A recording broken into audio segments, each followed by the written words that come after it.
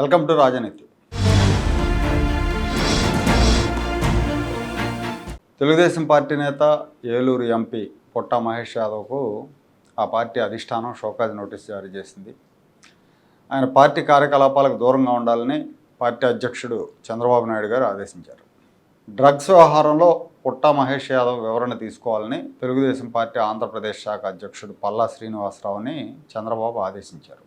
హైదరాబాద్ శివార్లో మొయినాబాద్లో బీఆర్ఎస్ మాజీ MLA pilot Rohith Reddy farm హౌస్లో డ్రగ్స్తో పార్టీ జరుపుకుంటున్న కేసులో పుట్టా మహేష్ అరెస్ట్ అయ్యారు.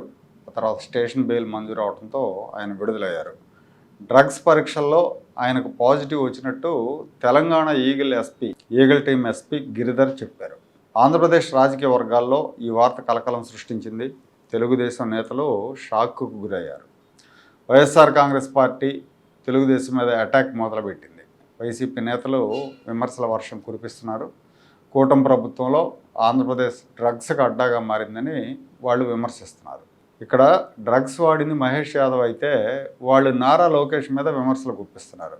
నారా లోకేష్ 2 తెలుగు రాష్ట్రాలను డ్రగ్స్కు డెన్గా మార్చేశారు అని వైసీపీ అధికారిక ట్విట్టర్ అకౌంట్లో పిన్డ్ ట్వీట్ పెట్టారు. వీళ్ళ విమర్శ ఎలా ఉందో చూడండి.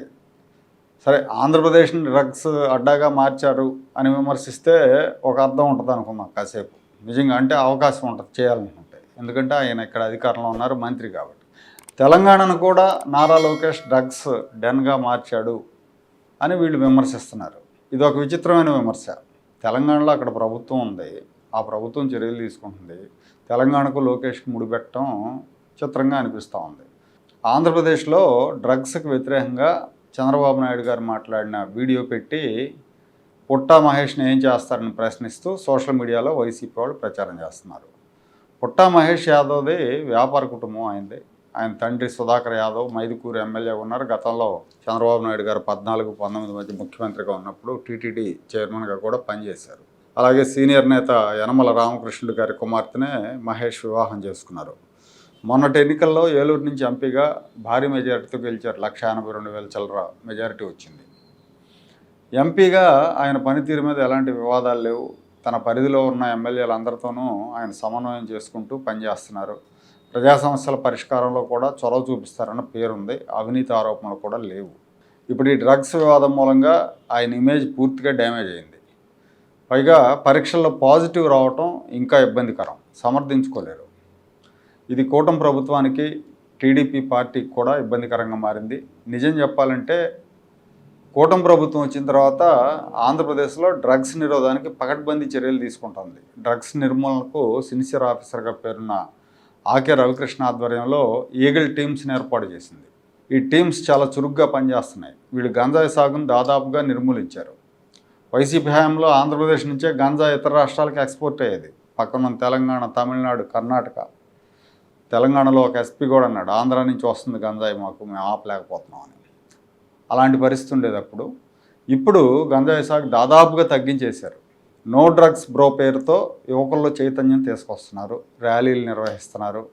డ్రగ్స్ విషయంలో మాత్రం అప్పటికంటే ఇప్పుడు ఏపీలో పరిస్థితులు మెరుగైన మాట నిజం. మహేష్ యాదవ్ దొరికింది హైదరాబాద్లో. మహేష్ యాదవ్ దొరకటం మూలంగా ఇప్పటిదాకా ప్రభుత్వం చేసిన కృషి అంతా కూడా బూడిదలో పోసిన పన్నీరైంది. ప్రభుత్వం విమర్శలు ఎదుర్కొంటుంది.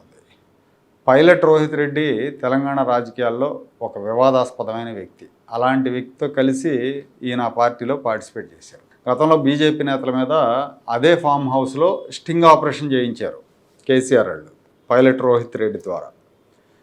ఆయనకు రేవంత్ రెడ్డితో కూడా రాజకీయ విభేదాలు ఉన్నాయి. ఆ విభేదాలు వ్యక్తిగత విభేదాల స్థాయికి పెంచుకున్నాడు pilot Rohith Reddy.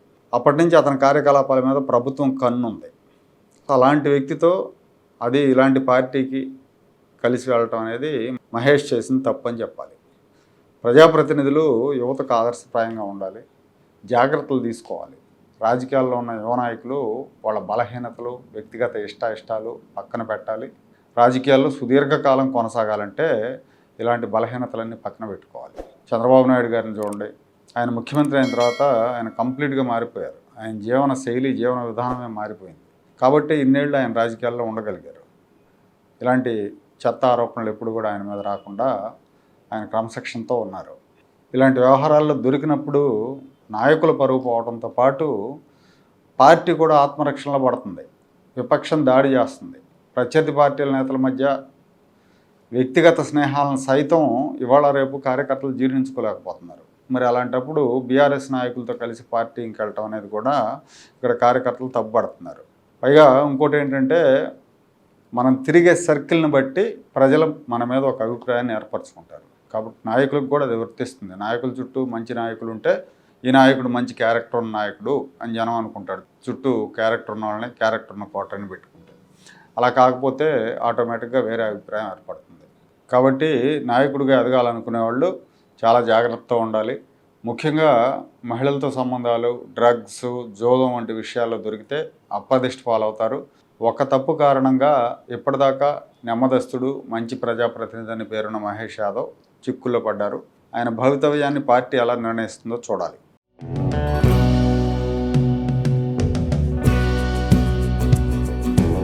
Like, share and subscribe to Rajaniti channel.